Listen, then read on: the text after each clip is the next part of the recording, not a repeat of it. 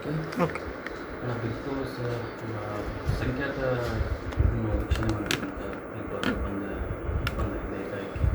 ನೋಡಿ, ಒಂದು ಅರ್ಥ ಆಗ್ತಾಯಿಲ್ಲ ಕರ್ನಾಟಕದಲ್ಲಿ ಏನು ನಡೆದೈತೆ ಅನ್ನೋಂಥದ್ದು. ಒಂದು ಕಡೆ ಜಾತಿ ಗಣತಿ ಇವ್ರದ್ದು ಸಮೀಕ್ಷೆ ಅಂತಂದು ಏನು ಮಾಡ್ತಾಯಿದ್ದಾರೆ, ಒಂದು ಕಡೆ ಸಮೀಕ್ಷೆ ಫೇಲ್ಯೂರ್ ಆಗ್ತಾಯಿದೆ. ಈಗ ಸಮೀಕ್ಷೆ ಫೇಲ್ಯೂರ್ ಆಗ್ತಾಯಿದೆ ಅಂತಂಥೇಳಿ ಇಡೀ ಜಗತ್ತು ಜಾಹೀರಾದ ಸಂದರ್ಭದಲ್ಲಿ ಕಾಂಗ್ರೆಸ್ ಪಾರ್ಟಿ ಕಳೆದ 2 ವರ್ಷದಿಂದ ನಾವು ನೋಡ್ತಾ ಇದ್ದೇವೆ. ಯಾವ್ಯಾವ ಮೇನ್ ಇಶ್ಯೂ ಬಂದು ಅದ್ರ ಬಗ್ಗೆ ಚರ್ಚೆ ಡಿಬೇಟ್ ಇನ್ನೊಂದು ಆದ ಕೂಡ ಇನ್ನೊಂದು ಪರ್ಯಾಯವಾಗಿ ಹೊಸ ಕೆಲಸವನ್ನು ಹುಟ್ಟಾಕ್ತಕ್ಕಂಥದ್ದು ನಿರಂತರವಾಗಿ ಕಾಂಗ್ರೆಸ್ಸಿನ ನಡೆದಿದೆ. ಫಾರ್ ಎಕ್ಸಾಂಪಲ್ ನಿಮ್ಗೆ ಹೇಳ್ಬೇಕಂದ್ರೆ ಹಿಂದೆ ಇಲ್ಲದ ಹುಲಿ ಉಗುರು ಕರ್ನಾಟಕದಾಗ ಬಂತು. ಹುಲಿ ಉಗುರು ಬಂದು ಅದನ್ನು 1 ತಿಂಗಳು ಎಲ್ಲ ಮೀಡಿಯಾ ಆಕ್ರಮಣ ಮಾಡಿಕೊಂಡು ಅದನ್ನು ಓಡಿಸುವಂಥ ಕೆಲಸವನ್ನು ಮಾಡುವಂಥದ್ದನ್ನು ಆಯಿತು. ಅಂದರೆ ಮೇನ್ ಇಶ್ಯೂ ಯಾವಾಗ ಕಾಂಗ್ರೆಸ್ ಪಾರ್ಟಿ ಮೇಲೆ ಬಂದು ಬೀಳ್ತಾವೆ. ಈಗ ಸಮೀಕ್ಷೆ ಫಾರ್ ಎಕ್ಸಾಂಪಲ್, ಸಮೀಕ್ಷೆ ಸಂಪೂರ್ಣವಾಗಿ ವಿಫಲ ಆಗೈತಿ. ಇವತ್ತು ಯಾವುದೇ ರೀತಿಯಾದಂಥ ಸಮೀಕ್ಷೆಗೆ ಜನ ಸ್ಪಂದನೆಗೊಳ್ತಾ ಇಲ್ಲ. ಇವತ್ತು 10 ದಿವಸ ಮತ್ತೆ ರಜೆಯನ್ನು ಮುಂದೂಡಿ ಮಾಡುವಂಥದ್ದಾಗಿದೆ. ಹಾಗಾದ್ರೆ ಮಕ್ಕಳ ಭವಿಷ್ಯದ ಬಗ್ಗೆ ಏನು ಯಾರು ಯೋಚನೆ ಮಾಡ್ತಾರೆ, ಅದನ್ನೆಲ್ಲ ಬಿಟ್ಕೊಟ್ಟು ಈಗ ಮತ್ತೆ ಬಿಗ್ ಬಾಸ್ ಅಂತ ಅದು ನೋಡಿ, ಕಲಾವಿದರು ಅವರ ಲೆಕ್ಕಕ್ಕೆ ಅವ್ರು ಮಾಡುವಂಥದ್ದು ಇರುತ್ತೆ. ಅಲ್ಲಿ ಹೋಗಿ ಇವ್ರಿಗೇನಿತ್ತು, ಯಾವ ವಾಯುಮಂಡಲದ ಏನು ಕೆಲಸ ಇತ್ತು, ಅದನ್ನ ಯಾಕೆ ಬಂದ್ ಮಾಡಿದರು, ಏನು ಕಾರಣ ಇತ್ತು ಅನ್ನುವಂಥದ್ದು ಜಗತ್ತು ಜಾಹೀರಾಗಿರ್ತಕ್ಕಂಥ ಪ್ರಶ್ನೆ ಇರುತ್ತೆ. ಯಾಕಂದರೆ ವಾಯುಮಾಲಿನ್ಯ ಮಂಡಳಿನ ಬಂದ್ ಮಾಡಿತ್ತು ಅಂತ ನಾನು ಬೆಳಗ್ಗೆ ನೋಡಿನ ಅಷ್ಟೇ, ಅದು ಪೂರ್ತಿ ಕ್ಲಿಯರಿಟಿ ಇಲ್ಲ ನನಗೆ ಇನ್ನೂವರೆಗೂ ಕೂಡ. ಆದರೆ ಇದು ಕರ್ನಾಟಕದಾಗ ಎಷ್ಟು ಮಾಲಿನ್ಯ ಮಂಡಳಿಯಿಂದ ಪ್ರಾಬ್ಲಮ್ ಆಗ್ತಾಯಿದೆ ಗೊತ್ತಾಯ್ತಕ್ಕೆ. ಅದು ಬಿಟ್ಕೊಟ್ಟು ಈ ಬಿಗ್ ಬಾಸ್ ಇವತ್ತು ಇವ್ರಿಗೆ ಬೇಕಾತ.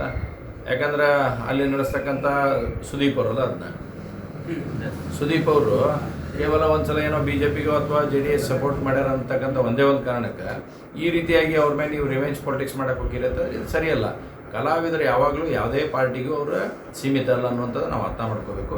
ಕಲಾವಿದರು ತಮ್ಮ ಪಾರ್ಟಿಗೆ ತಾವು ಕಲಾವಿನ ಪ್ರದರ್ಶನ ಮಾಡಿಕೊಂಡು ಪಿಕ್ಚರ್ನಲ್ಲೋ ನಾಟಕದಲ್ಲೂ ಎಲ್ಲೋ ಅವರು ತಮ್ಮ ಪಾರ್ಟಿಗೆ ತಾವು ಮಾಡ್ಕೊಂಡು ಹೋಗುವಂಥದ್ದಾಗಿರುತ್ತೆ. ಅವರೇನೇ ಯಾವ ಪಾರ್ಟಿಗೂ ಅಫಿಲೇಟೆಡ್ ಅಲ್ಲ. ಕೆಲವೊಬ್ಬರು ಕಲಾವಿದರು ಅಫಿಲೇಟೆಡು ಆಗಿ ಬಂದಿದ್ದಾರೆ. ಆ ರೀತಿ ಇದ್ದಂಥ ಸಂದರ್ಭದಲ್ಲಿ ವಿನಾಕಾರಣ ಈ ರೀತಿಯಾದಂಥ ಕ್ರಮ ಕೈಗೊಳ್ಳೋದು ಯಾವುದಕ್ಕೆ ಸರಿಯಲ್ಲ ಮತ್ತು ಸಮಂಜಸ ಅಲ್ಲ. ಸರ್, ಈಗ ನಟ್ಟು ಬೋಲ್ಟು ಅನ್ನೋ ಹೇಳಿಕೆ ನೀಡಿದ್ರು ಸಿನಿಮಾ ರಂಗಕ್ಕೆ DK ಶಿವಕುಮಾರ್, ಅದು ಇಲ್ಲಿ ಈಗ ನೋಡಿ, ಇದು ಯಾವುದೂ ಈ ರೀತಿಯಾದಂಥ ಶಬ್ದಗಳನ್ನು ಪ್ರಯೋಗ ಮಾಡೋದು ಭಾಳ ಸರಿಯಲ್ಲ ಅನ್ನೋದು ನನ್ನ ಭಾಳ ಸ್ಪಷ್ಟ ಭ್ರಮೆ. ಈಗ ನೋಡು, ಅಧಿಕಾರ ಯಾರಿಗೂ ಶಾಶ್ವತ ಅಲ್ಲ. ಇದು ಒಂದು ಸಲ ಮೇಲೆ ಬರುತ್ತೆ, ಒಂದು ಸಲ ಕೆಳಗೆ ಹೋಗುತ್ತೆ. ಈ ನಟ್ಟು ಬೋಲ್ಟು ನಾಳೆ ಅವರು ಎಲ್ಲರೂ ಕೂಡಿ ಇವ್ರು ನಟ್ ಬೋಲ್ಟ್ ಟೈಟ್ ಮಾಡಿದ್ದಾರೆ. ನಟ್ ಬೋಲ್ಟ್ ಇವ್ರ ಹತ್ರ ಅಷ್ಟೇ ಇರ್ತಾವೆ. ಅವ್ರ ಕಡೆನೂ ಅದ ಸಾಕಷ್ಟು ನಟ್ ಬೋಲ್ಟ್ ಇಲ್ಲ. ಅವ್ರ ಕಡೆ ಪಾನನೂ ಅದ ಪಕ್ಕಡೋದು. ಅವಾಗ ಟೈಟ್ ಮಾಡಿದ್ರೆ ಗೊತ್ತಾಗೈತೆ ಏನಂತ. ಇದ್ರ ಬಿಗ್ ಬಾಸ್ ಬಂದ ಹಿಂದೆ ರಾಜಕಾರಣ ಇದೆ ಅಂತ ನೋಡಿ, ಈಗ ಮೇಲ್ನೋಟಕ್ಕಂತ ಕಾಣ್ತಾ ಇದೆ. ಈಗ ಯಾಕಂದ್ರೆ ನಿಮಗೆ ವಾಯುಮಾಲಿನ್ಯ ಮಂಡಳಿಯಿಂದ ಸಾಕಷ್ಟು ಫ್ಯಾಕ್ಟ್ರಿಗಳ ಬಗ್ಗೆ ನೀವು ಗಮನ ಹರಿಸ್ಬೇಕಂತ. ಅದನ್ನು ಬಿಟ್ಕೊಟ್ಟು ಈ ರೀತಿಯದ್ದು ಎಲ್ಲೇ ಒಂದು ಬಿಗ್ ಬಾಸ್ ಕಾರ್ಯಕ್ರಮ ನಡೆದೈತಿ ಅದನ್ನು ನಾವು ಬಂದ್ ಮಾಡ್ತೀವಿ ಅಂದರೆ ಇದಕ್ಕೆ ಮೇಲ್ನೋಟಕ್ಕೆ ಸತ್ಯ ಅನಿಸುತ್ತೆ. ಏನು ತಪ್ಪಲ್ಲ. ಈಶ್ವರ್ ಖಂಡ್ರೆ ಅವ್ರದ್ದು ಕೈವಾಡ, ಯಾರ್ದು ಕೈವಾಡೈತಿ ನನಗೆ ಗೊತ್ತಿಲ್ಲ ಇದ್ರಾಗ. ಬಟ್ ಸರ್ಕಾರದ ಕೈವಾಡ ಹತ್ರ ಅನ್ಸುತ್ತೆ ಇದ್ರಾಗ. ಕ್ಷಣ ಕ್ಷಣದ ಸುದ್ದಿಗಳಿಗಾಗಿ ಫ್ರೀಡಂ ಟಿವಿ ಸಬ್ಸ್ಕ್ರೈಬ್ ಮಾಡಿ, ಲೈಕ್ ಮಾಡಿ ಹಾಗೂ ಫಾಲೋ ಮಾಡಿ. ಹೊಸ ಸುದ್ದಿಗಳ ನೋಟಿಫಿಕೇಶನ್ಗಾಗಿ ಬೆಲ್ ಐಕಾನ್ ಮೇಲೆ ಕ್ಲಿಕ್ ಮಾಡಿ.